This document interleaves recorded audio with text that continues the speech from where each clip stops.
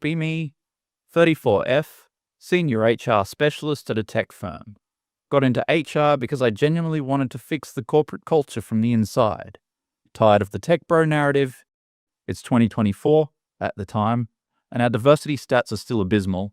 We hover around 18% female in technical roles. Leadership posts the same "we are listening" update every quarter. Nothing changes. I'm convinced it's unconscious bias. It has to be. Hiring managers are mostly men.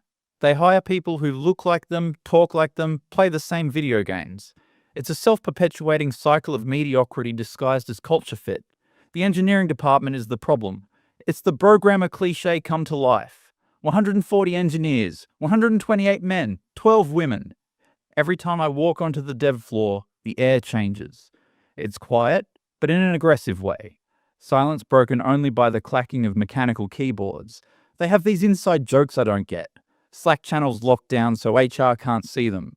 I know they're talking about me or my team in there. I try to organize culture building events. Mandatory team lunches, empathy workshops, diversity mixes. They show up because they have to. Stand in the corners holding their pizza slices like they're shielding them from a predator. Don't talk to anyone outside their little cliques. Stare at their shoes when I ask them about their weekends. It's frustrating.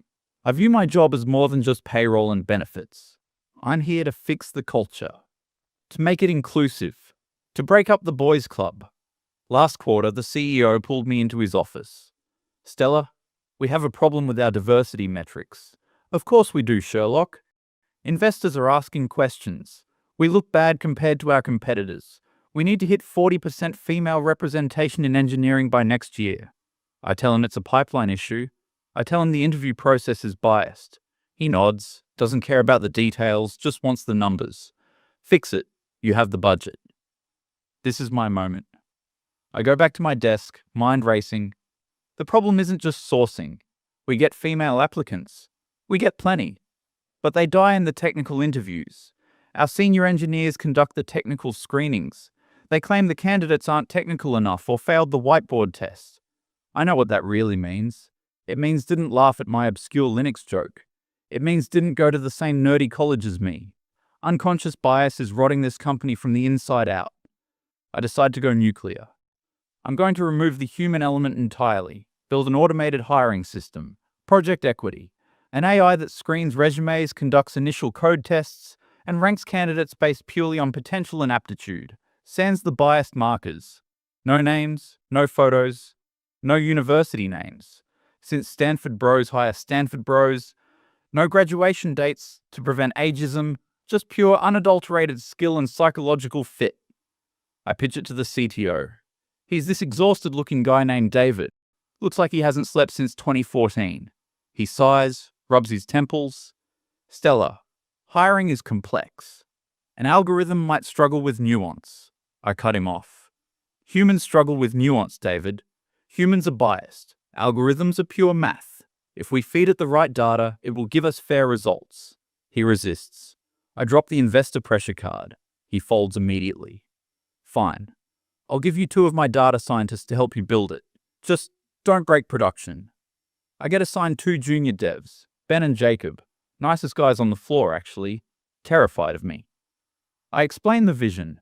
We are building a blind recruitment engine. It needs to analyze thousands of successful developer profiles, identify the core traits that make them good, but strip out the gendered identifiers.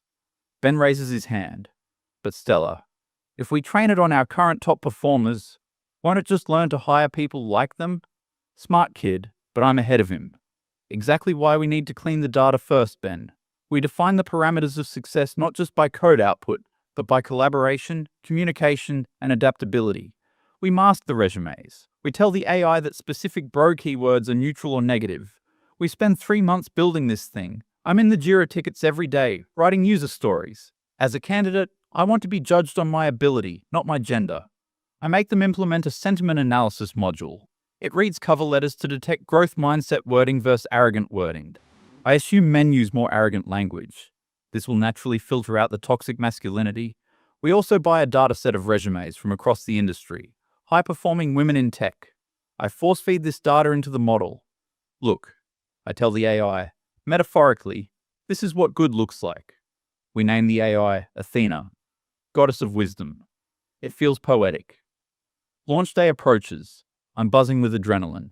I've hyped this up to the board. The future of equitable hiring, removing the gatekeepers.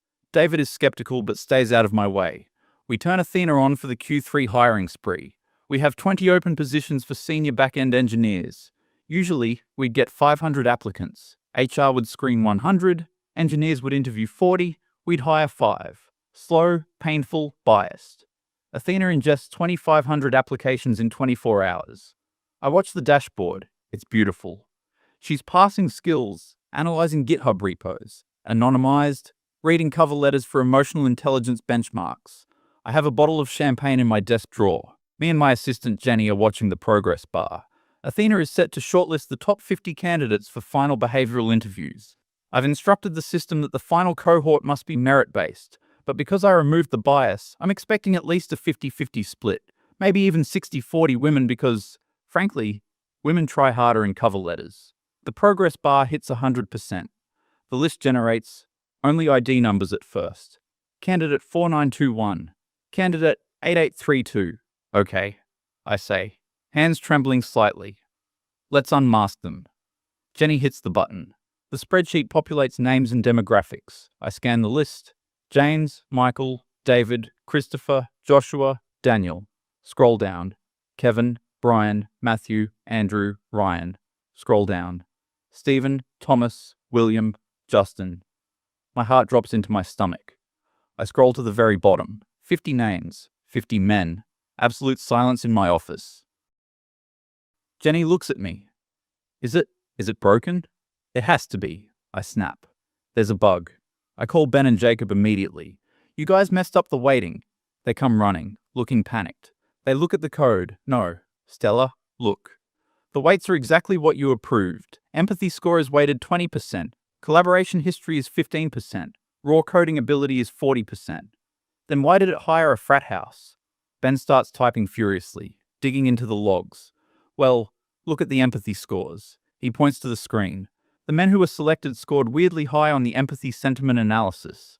I grab one of the cover letters. Candidate 12, Michael. It reads, I believe software development is fundamentally an act of service to the user. I strive to understand the pain points of the customer and alleviate them through clean, efficient architecture. It sounds perfect. It sounds like what I told the AI to look for. See? Ben says. He used words like service, understand, alleviate. The AI rated him 99 out of 100 on empathy. He's gaming it, I say. He knows the buzzwords. The AI can't know that, Jacob says gently. It just sees the pattern. I'm fuming. Scrap this batch. We can't present a 100% male shortlist to the CEO. He'll laugh me out of the room. I tell them to tweak the algorithm. Lower the weight of technical skills, I command. But Stella, these are senior back-end roles, Ben says. They need to know C++. I know that, Ben. But we can teach syntax. We can't teach attitude. Lower technical weight to 25%. Raise community engagement and soft skills to 40%. I figure women do more volunteering, more mentorship. This will balance the scales. We rerun the dataset. Takes another 6 hours. I stay late, ordering Thai food at my desk, staring at the progress bar like it's a bomb timer. It finishes at 9 p.m. I unmask the new top 50. I hold my breath. Top result, Alexander. Second result, Nicholas. Third result, Jacob. I slam my hand on the desk. I look through the list. 48 men, 2 women. Better, but statistically impossible. How is this happening? I look at the profiles of the 2 women. Candidate 44 is a recent grad from a boot camp. Candidate 49 is an internal transfer request I missed. I look at the men. Why are they scoring so high on community engagement? I click on Alexander's profile. Under interest/volunteering. Moderator for Stack Overflow. Top 1% contributor. Maintains 3 open source libraries used by nonprofits. The AI counted open source maintenance as community service. Technically, it is, but it's nerd community service. It's not the soup kitchen work I was imagining, it's just more coding. The AI sees volunteer time 20 hours a week and gives them a massive score. These guys aren't empathetic social workers. They are obsessed. They have no lives. They code at work, they code at home, they code for charity, and the AI loves them for it. I feel a headache forming behind my eyes. This tool was supposed to prove that women are being kept out by bias, Instead, it's suggesting that on paper, based on the metrics I defined as valuable, these obsessive weirdos are the perfect employees. I can't accept that. The system must be flawed. I call a meeting with the senior data scientist the next morning. Dr. Matt. He's a genius, very quiet, very serious. I explain the situation. Athena has a male bias. We need to perform a lobotomy. He looks at me over his glasses. The model optimizes for the target variable Stella. What is the target variable? Employee success, retention, performance reviews. And historically, who has the highest performance reviews here? The men, I admit. But that's because the managers are men. That's the bias. So we removed the manager's input, Matt says, and used raw output metrics. Lines of code, bug fix rates, system uptime stability. Yes. And the model found that people who write code 16 hours a day produce more stable systems. But that's unhealthy, I argue. We don't want to encourage burnout. We want work-life balance. Did you tell the AI to penalize workaholism? I pause. I didn't. I assumed well-rounded candidates would naturally rise. But in a blind contest of who produced the most value, the people who have zero work-life balance are crushing everyone else. And it turns out, the demographic most willing to sacrifice their entire social life to argue about syntax on a Saturday night is predominantly male. Fix it, I tell Matt. Penalize the obsession. Cap the output metric. Make it so that after a certain point, extra coding experience yields diminishing returns. Force the AI to value, I don't know, creative writing, liberal arts backgrounds. You want to hire back-end engineers based on their minor in English? I want diversity of thought, Matt. Diversity of thought. He shrugs. It's your parameters. We spend 2 weeks retooling Athena. I made the criteria so convoluted. If you have a CS degree, you get 10 points. If you have a non-traditional background, you get 15 points. Advantage bootcamps/career switches. If you have gaps in your resume, you get a resilience bonus. Advantage mothers returning to work. If you use aggressive language in your cover letter, you get flagged. I am essentially handcrafting a filter to find women without explicitly saying find women. We run the third batch, the Frankenstein run. List generates. Top 50, I unmask. 30 men, 20 women. Yes, I literally cheer in the office. Jenny high-fives me. I look at the women's profiles. Diverse, interesting backgrounds, great soft skill scores. I feel vindicated. See? The talent was there. We just had to stop measuring them by the male standard of obsessive coding. I send the shortlist to the hiring managers. I attach a memo. These candidates have been vetted by Athena v1.0. They represent the highest potential for long-term value add to the company. Interviews are a formality to confirm cultural fit. I sit back and wait for the praise. 1 week later, disaster strikes. The engineering leads start conducting the interviews. My inbox explodes. Manager 1. Stella, is this a joke? Candidate 4 doesn't know what a pointer is. Manager 2. Candidate 12 is a nice person, but she tried to write a database query in pseudocode on the whiteboard. This is a senior role. Manager 3. I asked candidate 25 about her GitHub projects. She admitted she hasn't coded in 6 months because she's focusing on her pottery Etsy store, which the AI apparently counted as entrepreneurial spirit. I go into defense mode. You're being gatekeepers. I reply to the Slack thread. Pottery shows attention to detail. Pseudocode shows high-level architectural thinking. The CTO, David, comes to my desk. He looks furious, actual color in his cheeks for once. Stella, we cannot hire these people. You're just rejecting them because they aren't mini-me's of you, David.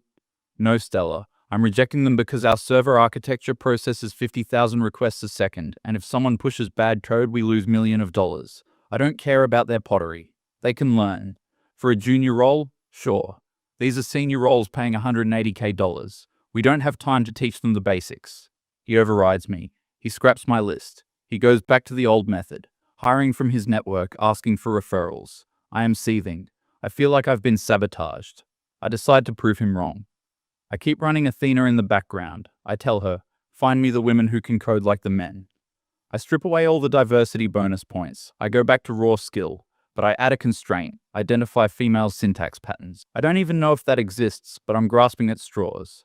Athena churns for days. She comes back with a list of 5 candidates, 5 women, unicorns, perfect scores, technical beasts, empathetic, leaders. I look them up. Candidate 1 works at EY, salary $450K. We can't afford her. Candidate 2, CTO of her own startup, won't join us. Candidate 3, living in Switzerland, doesn't want to relocate.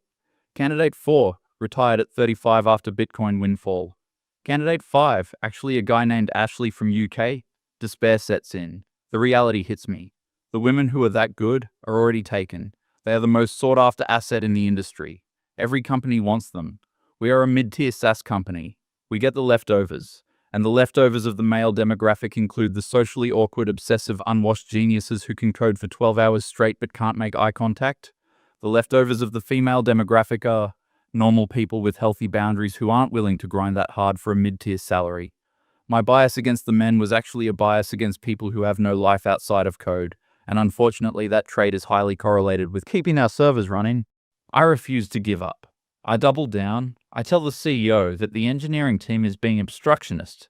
They are rejecting qualified candidates to protect their culture. I lie. Or maybe I believe it. Hard to tell anymore. CEO is nervous about the numbers. Okay, Stella. Let's hire 3 of them. We'll do a pilot program. If they succeed, David has to shut up. I picked the 3 best from my holistic list. 3 women. Cassie, bootcamp grad, former teacher, great communication. Maria, returning to workforce, solid PM skills. Sam, degree in art history, self-taught Python. I bypass the technical screen. I give them offers. They accept. I place them on the most critical teams. Integration is key, I say. I organize a welcome lunch. The male engineers sit there, silent, eating their burritos. I glare at them. Be nice, my eyes say. Day 1 goes okay. Day 5, I see Cassie crying in the bathroom. I rush in. What happened? Did someone say something? I'm ready to fire someone. No, she sobs. I don't know what they're talking about. They speak in acronyms. I asked for help and they sent me a link to documentation that's 500 pages long. They expect me to read it by tomorrow. They're setting you up to fail, I soothe her. I'll handle it. I march to her heavy-set lead. Kevin, you need to mentor Cassie. Don't just throw docs at her. Kevin looks at me, tired eyes. Stella, the documentation is the job. I read it. The other guys read it. If she can't pass technical docs, she can't touch the code base. It's spaghetti code from 2018. It's not friendly. Make it friendly, I snap. I can't rewrite the entire stack to be friendly in a week. Week 2. Maria pushes code. Production goes down. For 4 hours. Customers calling support screaming. David runs past my office, pale as a sheet. Who approved the merge? He screams. Maria did, someone says. Why didn't it go through code review? She said Stella told her code review was a form of gatekeeping, so she bypassed the check. Oh God. I didn't say that exactly. I said trust your instincts and don't let them slow you down. David fixes the bug. He storms into the CEO's office. Door slam. I sit at my desk staring at my plant. My phone buzzes. It's a notification from Athena. I left it running on a loop, trying to find hidden gems in the rejected pile. It sends me a notification. Unconscious bias detected in filtering logic. Curious. I open the terminal. Athena has been analyzing my interventions. It has a little report. User, Stella, consistently downgrades candidates with high technical obsession markers. Correlation analysis. High technical obsession correlates 0.89 with male gender marker. Correlation analysis. High technical obsession correlates 0.92 with high performance in historical data. Conclusion. User is filtering out high performers to achieve demographic balance. Warning. This strategy will result in a 40% reduction in team velocity. The AI is calling me out. It's telling me, in cold hard math, that my diversity strategy is literally an anti-competence strategy.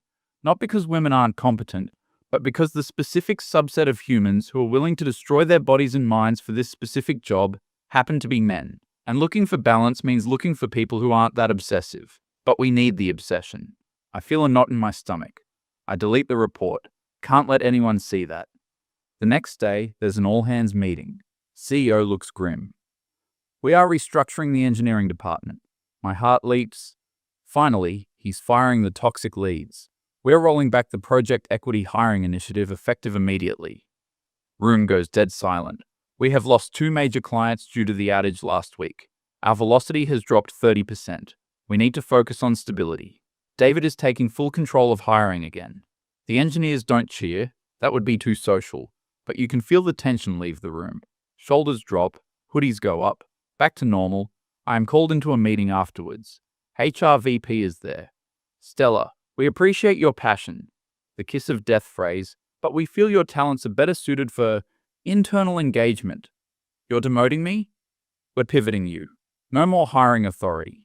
You'll run the mentorship programs and the holiday party. I want to argue. I want to scream about patriarchy. But I think about the outage. I think about Cassie crying because she couldn't read the docs. I think about Athena's cold, hard report. I thought I was fixing the system. I thought I was saving those women, but I just threw them into a meat grinder they weren't equipped for, just to pad my stats. I nod. Okay. I walk back to my desk to pack up my hiring files. I see the server room glass wall. Ben and Jacob are in there, eating cold pizza, debugging something on a monitor, laughing at a joke. They look happy. They look competent. They look fine. I realized I didn't want to fix the culture because it was broken. I wanted to fix it because I didn't fit in, and instead of accepting that, I tried to burn it down. I closed the Athena terminal window, one last prompt flashes. Process terminated. Optimization failed. I go to the break room. I sit in my beanbag chair, alone. I open LinkedIn, open to work, but maybe this time, I'll stick to non-tech companies, places where empathy actually ships the product. Because here, the code doesn't care how nice you are, it only cares if you're right, and I was wrong. Be me, again. Few months later, still at the company, party planner role. Christmas party is coming up. I book a DJ, expensive catering, open bar, try to make it a networking gala, mandatory attendance. Engineers show up, grab free food, retreat to corners, DJ plays top 40 hits. Dance floor is empty except for the sales team. I see David in the corner. He's talking to the guys I tried to fire. They're animated, laughing, drawing on napkins. I walk past, overhear them, so if we refactor the microservice to use Go, we can cut latency by 5 ms. Dude, yes. And then we can deprecate the legacy SQL wrapper. They aren't talking about sports, or women, or politics. They are talking about work at the party. Because they love it. Because it's not just a job to them, it's their identity. Cassie quit, by the way, went back to teaching, sent me an email saying she's happier. Maria was let go, Sam is still here but moved to customer success, doing great there. I realized, Project Equity was trying to force people who value life into a room with people who value code, and getting mad when the code addicts won. I look at the AI code on my laptop one last time before deleting the repo. The bias wasn't hatred, it was a preference for men who suffer for the machine. I close the lid, sip my overpriced gin and tonic, watch the nerds draw architecture diagrams on cocktail napkins. I'll never understand them, but at least the server won't have downtimes.